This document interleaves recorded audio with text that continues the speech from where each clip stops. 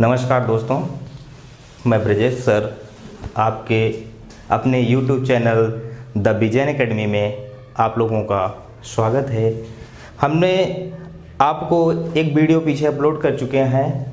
उस वीडियो को देखकर मुझे लगा, आप लोगों का प्यार और स्नेह देखकर मुझे लगा कि मैं इस तरह video 1 by 1 chapter by chapter पूरा यूपी टेट सी टेट का जो सिलेबस में है मैं उसे अपलोड करता रहूँगा। और मेरे प्यारे भाइयों, आप लोग निःशुल्क हमारे चैनल पे आप लोग टेट का पूरा कंप्लीट सिलेबस आप पढ़िए। ठीक है, अब हम पढ़ चुके थे उपसर्ग पढ़ रहे थे।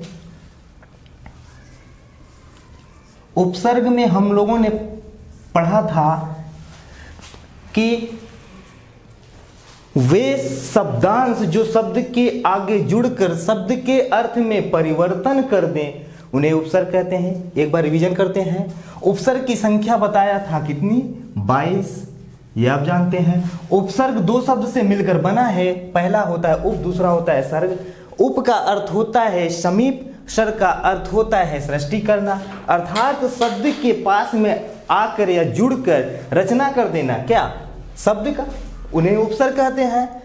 फिर हमने एक ट्रिक के माध्यम से देखा था कि उपसर्ग की संख्या कितनी है। एक ट्रिक लिखी थी हमने, 5/10 लिखी थी। मैंने बताया था 5/10 पे 22 उपसर्ग आपके कंप्लीट होते हैं। पहला उपसर्ग बताया था पी से बनने वाले उपसर्ग कितने थे भैया? 4।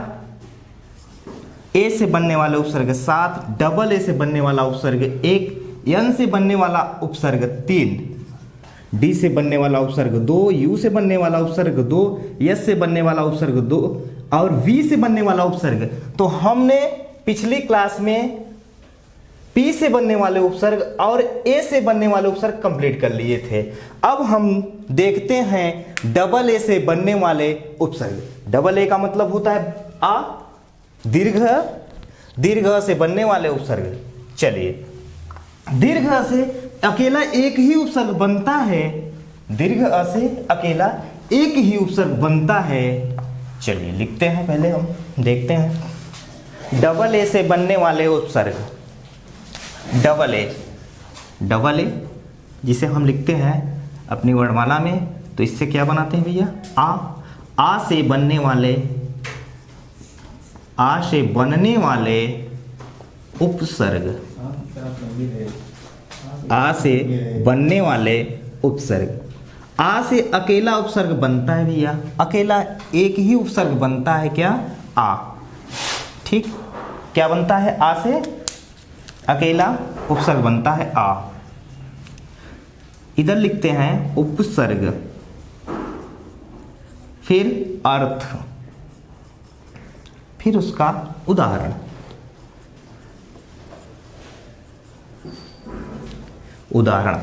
आ से बनने वाला उपसर्ग अकेला आ है, जिसका अर्थ होता है तक, पर्यंत, तक, पर्यंत और अर्थ होता है और। जैसे उदाहरण तौर पे आमरण, आगाज, आमोद,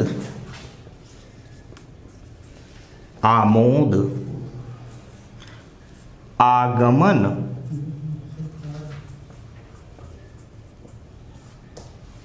आक्रोश, आगमन,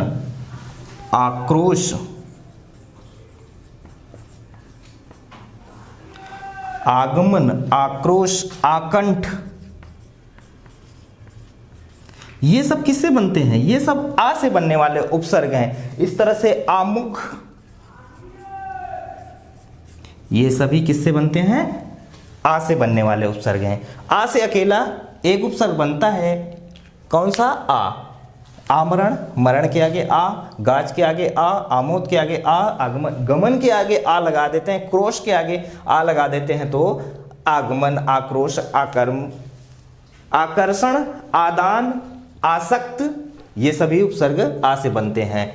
फिर अब देखते हैं अगला उपसर्ग आपका है न, एन। एन से बनने वाले उपसर्ग, एन से 3 उपसर्ग बनते हैं। कितने बनते हैं? 3। किस अर्थ में बनते हैं? तो भीतर, नीचे, अतिरिक्त। किस अर्थ में बनते हैं? एन,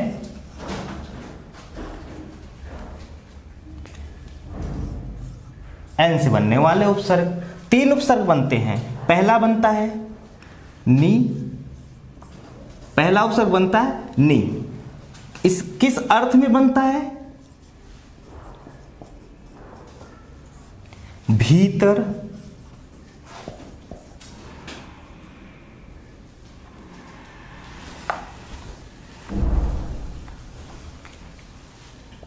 नीचे, अतिरिक्त, अतिरिक्त तथा भीतर के अर्थ में प्रयुक्त होता है, के अर्थ में प्रयुक्त होता है। जैसे नी किस अर्थ में प्रयोग होता है? नीचे, अतिरिक्त, भीतर। जैसे हम कहें उदाहरण तौर पे न्याय, क्या कहें? न्याय। निरोग, निरोग, न्याय, निरोग, निवास, निषेध, निबंध, निबंध, निषेध,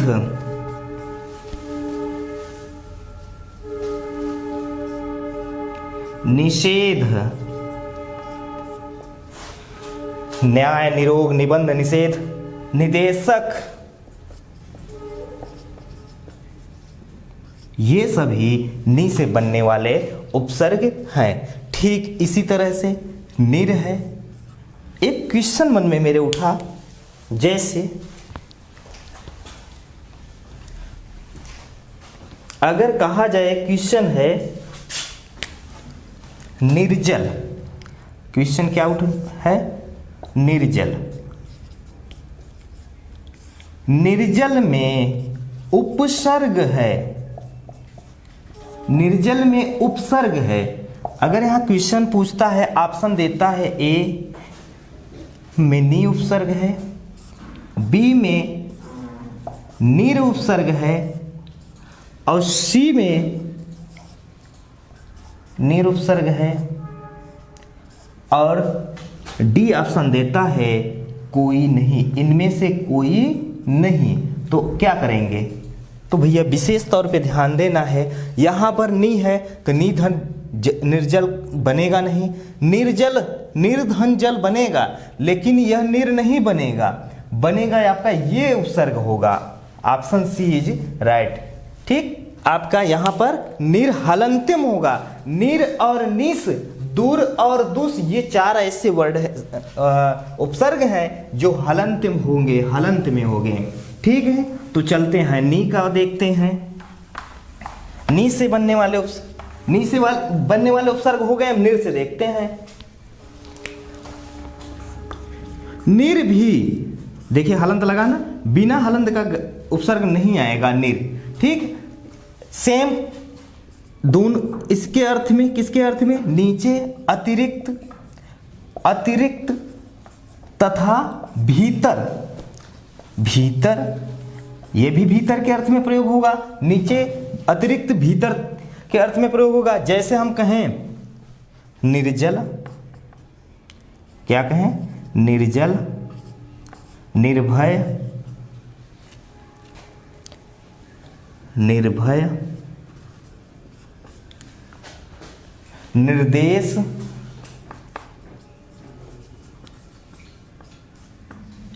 निर्देश, निर्वाह, निर्वाह, निर्देश, निर्जीव,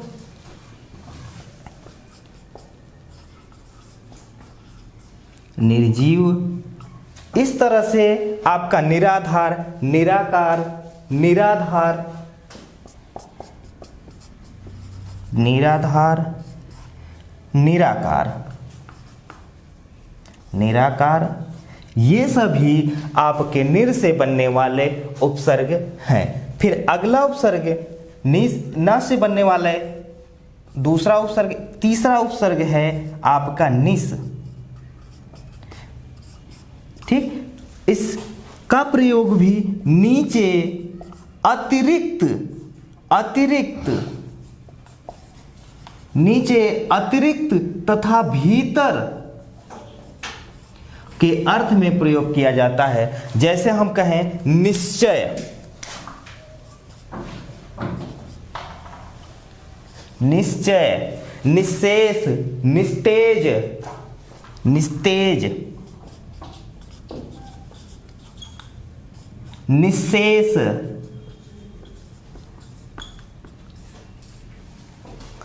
निष्कपट, निष्कपट, निश्छल, निश्छल, निस्संदेह, निस्संदेह। तो ये सब किससे बनेंगे उपसर्ग? निस से बनेंगे। निस्संदेह, निश्चल, निष्कपट, निश्चय, निस्तेज, निशेष, तो ये सभी निस से बनते हैं। ठीक, अगला उपसर्ग है आपका यू, पान। एक मिनट देखते हैं। पान कंप्लीट हुआ, 15 उपसर्ग आपके कंप्लीट हो चुके हैं। अब DUSV, 10वीं, यही है ना, पान नाम का लड़का है, 10वीं में पढ़ता है। ठीक है, तो अब अगला उपसर्ग आएगा आपका डी से। डी से बनने वाले उपसर्ग की संख्या कितनी बताए? 2। एक है दुर और दूसरा क्या है? दुस। तो चलिए देखते हैं।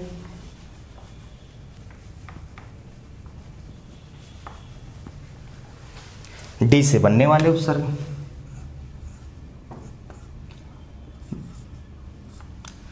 डी से बनने वाले उपसर्ग,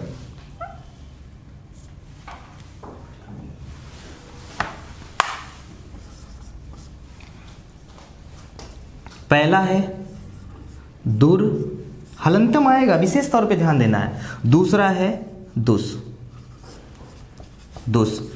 और उपसर्ग सबको पता ही है कि उपसर्ग जो प्रयोग होते हैं सदैव ह्रस्व मात्रा में प्रयोग होते हैं। किस मात्रा में प्रयोग होते हैं? ह्रस्व। अगर कहा जाए कि यहाँ पे दूस उपसर्ग है तो भैया नहीं है, क्योंकि यह दुस उपसर्ग होता है, क्योंकि जो जितने भी उपसर्ग होते हैं ह्रस्व मात्रा में प्रयोग किए जाते हैं। चलिए देखते हैं।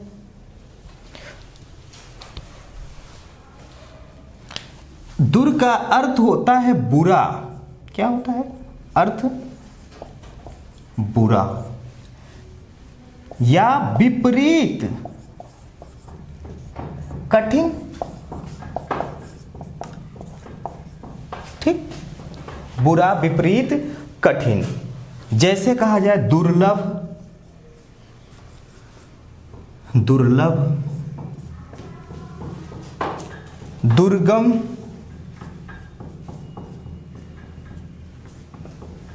दुर्बोध, बिना बोध वाला, बिना, बुरा, विपरीत, कठिन, दुर्लभ, दुर्गम, दुर्बोध। और दुर्योधन,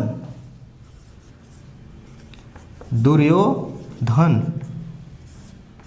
और क्या बनेगा उपसर्ग भैया? दुर्घटना, दुर्घटना भी दूर से बनेगा,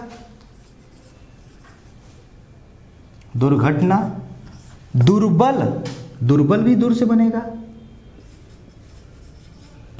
ठीक, ये आपके दूर से बनते हैं। और दूर से बनने वाले, इसका भी यहां पर अर्थ होगा बुरा, हीन, विपरीत। बुरा, हीन, विपरीत। कहा जाए दुस्साहस, दुस्साहस, दुस्साहस, दुष्फल,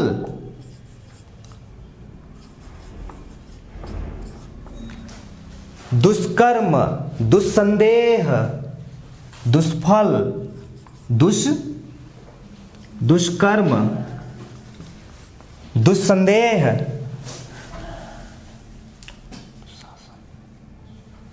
दुस्साहस, दुशासन, दुशासन, दुस्साहस, दुष्फल, दुष्कर्म, दुशासन।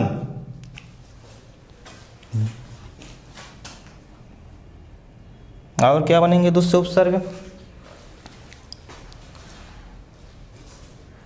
दुस्सील एक उपसर्ग ये भी बनता है, दुस्सील। जितने भी इस तरह से उपसर्ग बनेंगे आपके दुज से बनने वाले उपसर्ग है। ठीक, अब यू से बनने वाले उपसर्ग, यू से बनने वाले उपसर्ग भैया, यू से बनने वाले उपसर्ग देखते हैं कितने बनते हैं भैया? 2 बनते हैं, देखते हैं।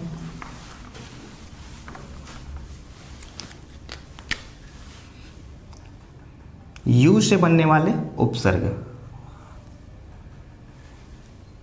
यू का मतलब ऊ से बनने वाले उपसर्ग तो 2 बनेंगे। कौन कौन बनेंगे भैया? एक बनेगा उत और दूसरा बनेगा उप। कहीं कहीं उत की जगह उद भी बनता है तो दोनों देखते रहें। उत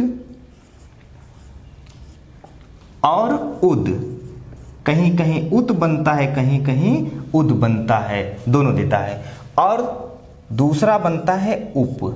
ठीक, जब देखते हैं तो उत से बनने वाले, अच्छा एक बात विशेष तौर पे नोट कर लेना कि जहां पे द्वित्व व्यंजन आए, द्वित्व व्यंजन आए, वहां पर कौन सा उपसर्ग होगा?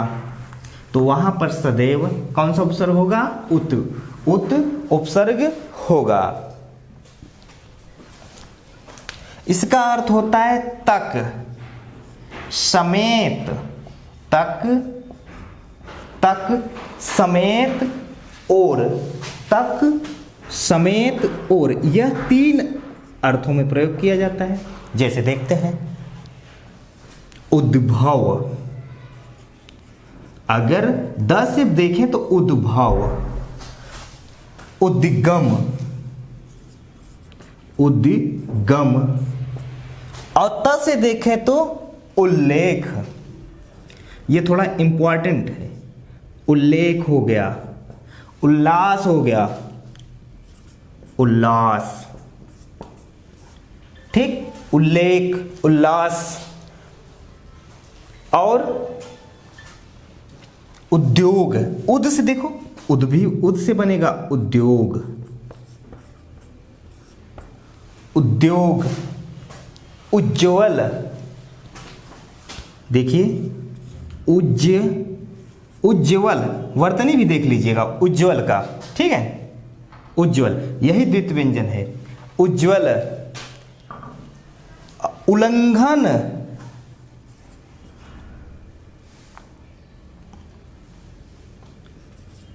उल्लंघन, उल्लंघन। उत्सव, उत्सव, उल्लंघन, उत्सव, उद्भव, उद्गम, उल्लेख, उल्लास, उद्योग। इस तरह से उत और उद से देखिए, यहां पर उद है, यहां पर भी उद है, यहां पर उद है। उल्लेख, उत्धन लेख, उत्धन लास, उत्धन सव, उत्धन ज्वल, उत्धन लंघन। ठीक, तो ये बनते हैं किससे? उत या उद से। अब देखते हैं उप से। इसका अर्थ होता है समीप, समीप, सदृश, गौण। इसका अर्थ होता है क्या? समीप, समीप, सदृश्य, सदृश्य, गौण के अर्थ में प्रयोग किया जाता है। देखते हैं इसके एग्जाम्पल।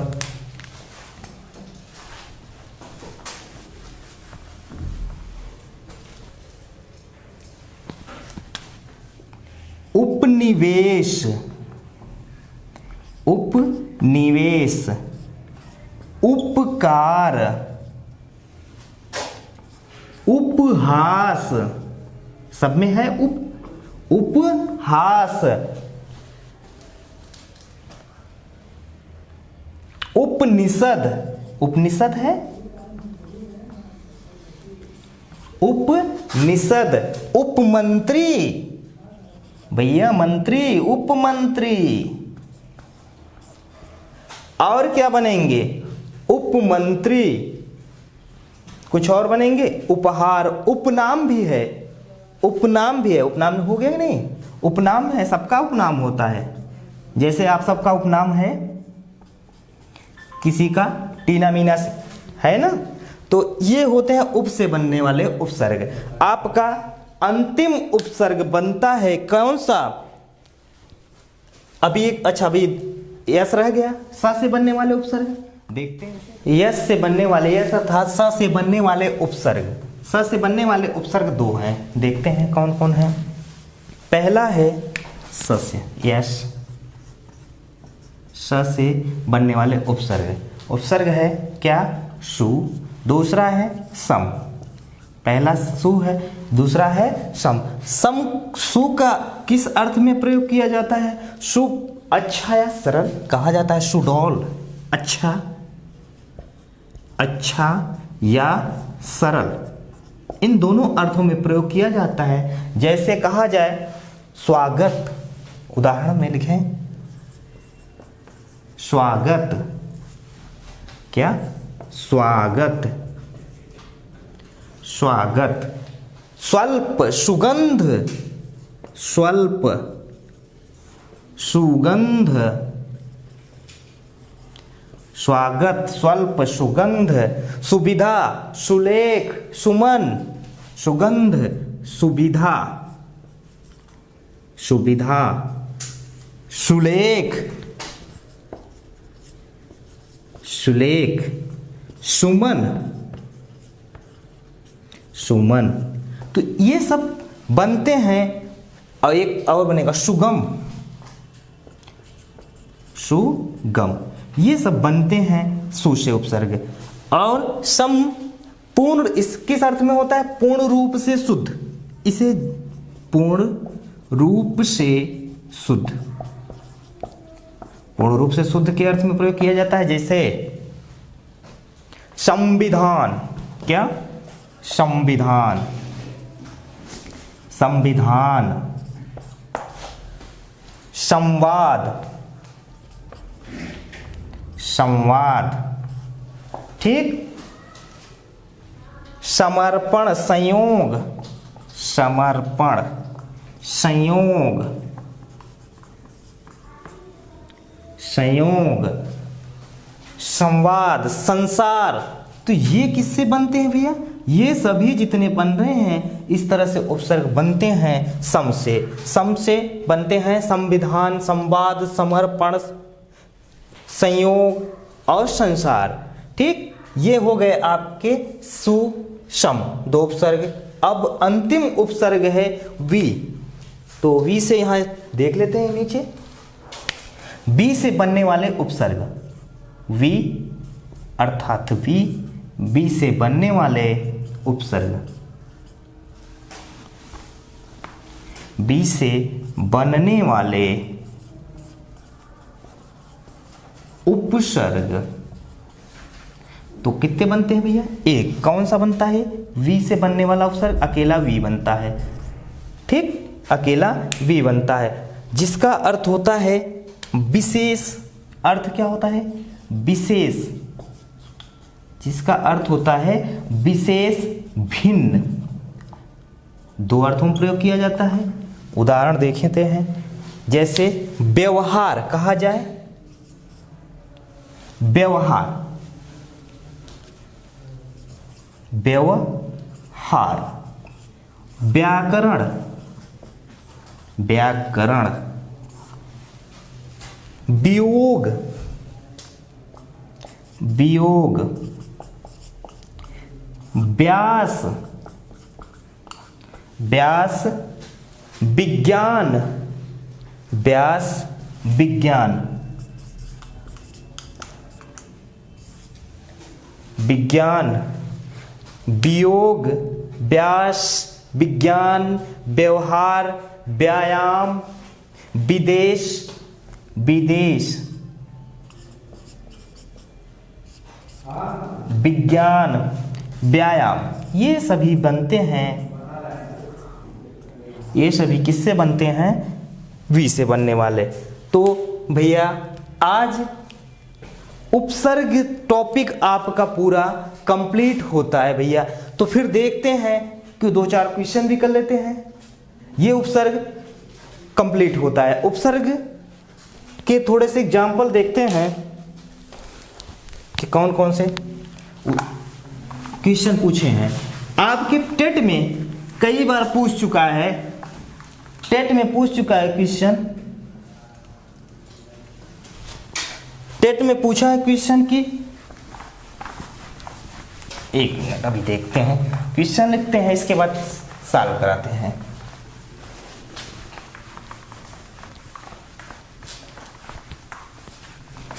अब जैसे दे दिया जाए पराक्रम है, उपसर्ग है,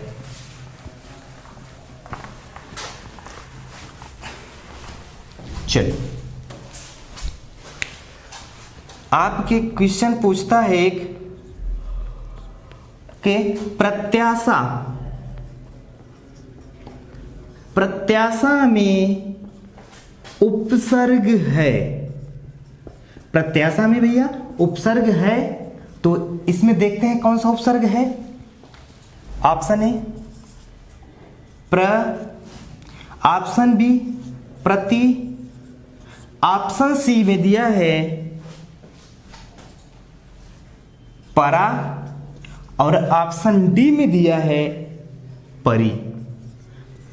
तो भैया बताएं प्रत्याशा में, तो यहां पर जब हम देखें प्रत्याशा शब्द लिखा है, प्रत्याशा शब्द लिखा, तो प्रत्याशा शब्द का जैसे विच्छेद करेंगे तो ये बनेगा प्रतिधन आशा।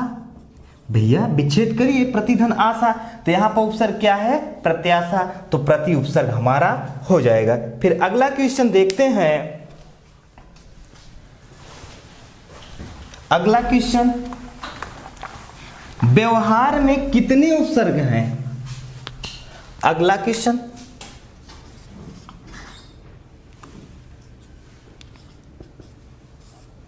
व्यवहार में, व्यवहार में कितने उपसर्ग हैं? कितने उपसर्ग हैं? व्यवहार में कितने उपसर्ग हैं? क्वेश्चन आता है। अब ऑप्शन ए में लिखता है 1, बी में ऑप्शन लिखता है 2, ऑप्शन सी में लिखता है 3 और डी में लिखता है, ऑप्शन डी में लिखता है 4। तो भैया इसमें क्या है? अब इसका विच्छेद करिए, जो भी शब्द आए आपको उपसर्ग पूछे तुरंत विच्छेद करिए उसे। तो देखिए इसका विच्छेद करेंगे, विधन अवधन, क्या बनेगा भैया? विधन अवधन हार, विधन अवधन हार बनेगा ना। तो हार तो मूल शब्द हो गया, बी क्या है? उपसर्ग है, तो एक उपसर्ग ये हो गया और दूसरा उपसर्ग है, 2 उपसर्ग हो गया। तो भैया व्यवहार में कितने उपसर्ग हैं? तो व्यवहार में 2 उपसर्ग है, हार आपका मूल शब्द है। इस तरह से क्वेश्चन पूछता है। अब दे दिया, तीसरा क्वेश्चन देता है।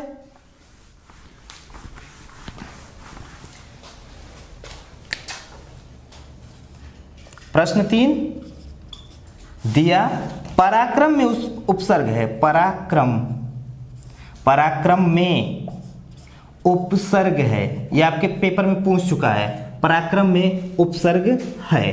तो पराक्रम में उपसर्ग है भैया, ऑप्शन ए लिख रहा है परा, ऑप्शन बी लिख रहा है परी, ऑप्शन सी लिख रहा है कि प्र और ऑप्शन डी लिख रहा है, ऑप्शन डी में लिखा है इनमें से कोई नहीं, इनमें से कोई नहीं। भैया इस तरह से आपके कंपटीशन में क्वेश्चन पूछता है, कोई नहीं। तो इसमें क्या होगा? तो इसमें सीधे सीधे संधि रहित उपसर्ग है। पराधन क्रम, पराधन क्रम देखिए निकल गया, तो इसमें सीधे सीधे उपसर्ग है, कौन सा, परा उपसर्ग है। इस तरह से क्वेश्चन, अगला क्वेश्चन देखते हैं चौथा। सब आए हुए क्वेश्चन है, सब आए हुए क्वेश्चन है। कोई टेट में आया है तो कोई सीटेट में आया है। अब देखो स्वल्प, स्वल्प में उपसर्ग है, उपसर्ग है भैया, पूछा है, ऑप्शन ए में दिया है सु, ऑप्शन बी में दिया है सम, ऑप्शन सी में दिया है स्व, ऑप्शन डी में दिया है सम।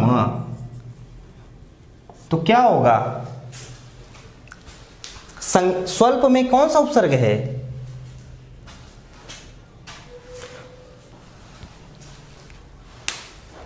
तो शूधन अल्प। क्या उपसर्ग है आपका, शूधन अल्प। तो लास्ट क्वेश्चन इस टॉपिक का उपसर्ग का, तो निशब्द में उपसर्ग है, एक क्वेश्चन पूछता है तो निशब्द में कौन सा उपसर्ग है, दे दिया नी, दूसरा ऑप्शन दिया निस, तीसरा ऑप्शन दिया नीस, चौथा ऑप्शन दिया निह।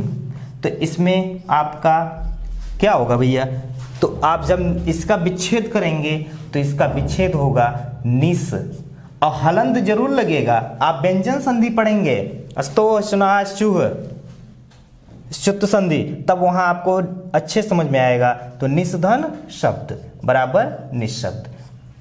ठीक भैया, धन्यवाद। ये आपका एक टॉपिक पूरा कंप्लीट होता है।